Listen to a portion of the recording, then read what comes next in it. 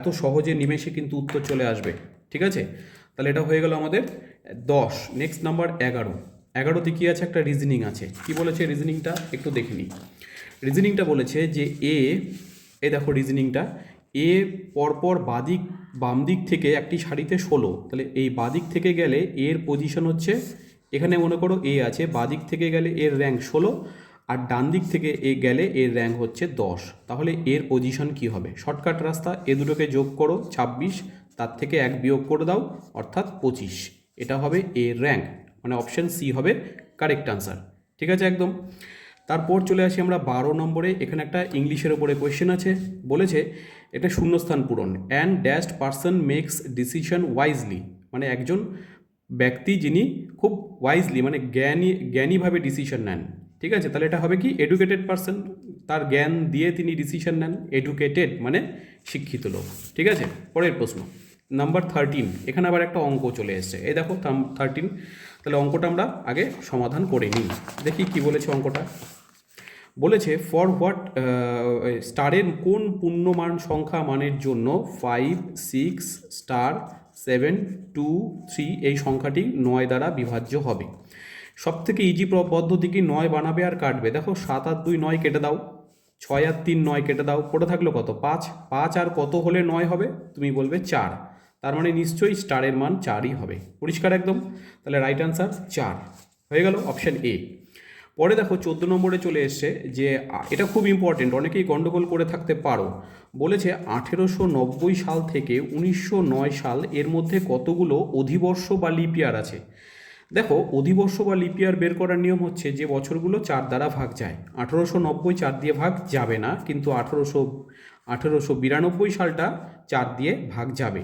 তারপরে 1896 আসবে, তাই না? তারপরে তোমাদের হিসেব বলে 1900 আসার কথা, কিন্তু 1900 আসবে না, কারণ শেষে দুটো শূন্য থাকলে সেই শতাব্দীগুলোকে 400 দিয়ে ভাগ করতে হয়।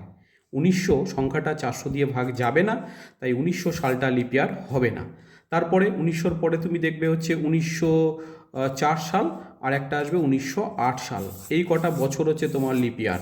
তাহলে কটা হলো? 1, 2, 3, এটা হবে না, সরি 3, আর এটা একটা 4। তাহলে কতগুলো বছর তুমি লিপ ইয়ার পেলে? 4টে। রাইট আনসার তাহলে হবে অপশান 4, 3C, 4 হবে। হ্যাঁ, এরপরে আবার 15 নম্বর যে কোয়েশ্চেনটা, সেখানে আবার একটা অঙ্ক আছে, একদম মোস্ট ইম্পর্টেন্ট অঙ্ক, খুব কমন এই অঙ্কটা, অনুপাতের অঙ্ক, তোমরা অনেকেই জানো এটা। তা আমরা দেখে নিই যে এটাকে কীভাবে সমাধান করব। কি বলেছে? P/Q। দেখো অঙ্কটা দেখতে পাচ্ছ, এই দেখো এই অঙ্কটা। ওরা বলেছে P/Q = 3:8 এবং Q/R = 6:7। তাহলে এক ঢালা ওরা চাইছে P/Q/R। আমরা দয়ের নিয়ম শিখেছি ছোটোবেলায়, এই যে দ এরকম করে দেবো। 3 6 18, বেশ 6 8 48, বেশ 7 8 56। সবগুলোকে 2 দিয়ে কেটে দাও, 2 দিয়ে কাটলে 9, 2 দিয়ে কাটলে 24, 2 দিয়ে কাটলে 28। তাহলে এটা হবে রাইট আনসার। এটা কোন অপশানে আছে? ডিতে আছে। রাইট আনসার ডি, পরিষ্কার একদম। পরের প্রশ্নে চলে আসি। দ্য পশ অ্যাক্ট, মানে পশ আইন যেটা আছে 2013 সালের, এটা কোন প্রসঙ্গে ব্যবহৃত হয়? এটা হচ্ছে কর্মক্ষেত্রে যৌন নির্যাতনের ওপরে ব্যবহৃত হয়। পরের প্রশ্ন 17। ভোপাল গ্যাস দুর্ঘটনার জন্য দায়ী তোমরা অনেকেই জানো MIC বা মিথাইল আইসোসায়ানেট। অপশান এ, এই ভোপাল গ্যাস দুর্ঘটনা এটা মিথাইল আইসোসায়ানেটের জন্য হয়েছিল। সালটা 1984 সাল, তাই তো? মধ্যপ্রদেশের ভোপাল, আইসোসায়ানেট গ্যাসটার জন্য।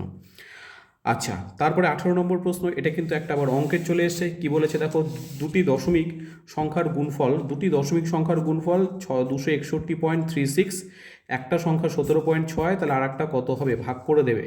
ভাগ করে তোমরা ক্যালকুলেশন করে এটা যদি করো, তাহলে দেখবে ভাগটা করার সহজ পদ্ধতি হচ্ছে এর একটা দশমিক তুলে ওপরে একটা 10, এর দশমিক তুলে নিচে একটা 100, একটা করে শূন্য কেটে দাও। তারপর কি করবে? এইটাকে ভাগ করবে 26136, এটাকে ভাগ করবে তুমি 176 দিয়ে, লাস্টে এক ঘর আগে দশমিক পাঠিয়ে দেবে। ভাগ করে দেখবে এটা তুমি পাবে 14.85, অর্থাৎ অপশন ডি হবে তোমার কারেক্ট আনসার। পরিষ্কার, অপশন ডি হবে রাইট আনসার। নেক্সট প্রশ্নে চলে আসি আমরা, দেখি পরের প্রশ্নটা কি বলেছে। আচ্ছা, পরের প্রশ্ন একটা অঙ্ক দেখতে পাচ্ছি। দেখো পরের প্রশ্ন এইখানটায় আছে 19 নম্বর প্রশ্নটা, সেখানে কিন্তু একটা অঙ্ক রয়েছে। চলো সমাধান করি। কি বলেছে 4 যোগ, এই দেখো এটা একটা অঙ্ক বলেছে 4-এর সাথে যোগ আছে 0.4, তাহলে আমরা 4-এর পরে পয়েন্ট নিয়ে 0 দিয়ে দিলাম, দুটো ঘর পয়েন্টের পরে। 4-এর পরে পয়েন্ট ছিল না, আমরা পয়েন্ট দিয়ে দুটো ঘর নিয়ে নিলাম। পরেরটা আছে 0.4, তারপরটা আছে 0.04, তারপরটা আছে 4.4, তারপরটা আছে 4.04, তারপরে 4.4, তারপরে 4.44। সবগুলো তুমি ঢালা যোগ করবে, করলে পারে তুমি পাবে 101.72। এমনি সিম্পল যোগ করবে 101.72 পাবে, অর্থাৎ অপশন বি হবে রাইট অ্যান্সার।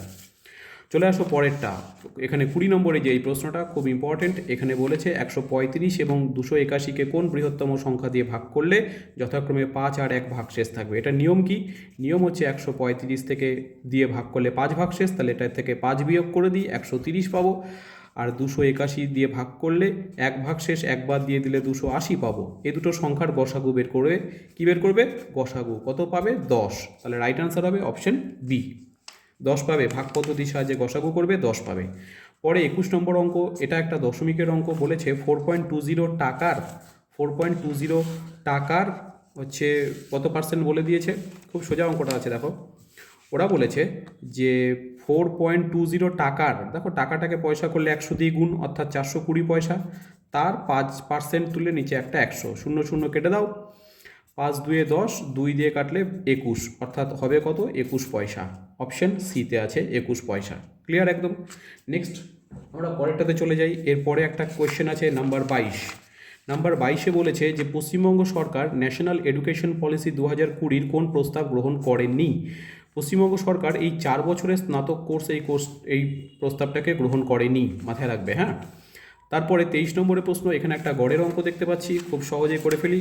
বলেছে কি 9 এবং 6-এর মধ্যে গড় অনুপাত কত, যেটাকে আমরা ইংলিশে বলি মিন প্রপোর্শন, মধ্য সমানুপাতি। এটা করার সব থেকে সহজ রাস্তা, 9 আর 16 লিখবে, 9-এর বর্গমূল 3 পাবে আর 16-র বর্গমূল 4 পাবে, গুণ করে দেবে, উত্তর পাবে 12। ঠিক আছে না? তাহলে উত্তর 12 মানে অপশন কত পাবো আমরা? বি। হয়ে গেল অঙ্ক। তারপরে 24 নম্বর কোয়েশ্চেন দেখো কি বলেছে। 24, এই দেখো 9-এর বর্গের বর্গমূল।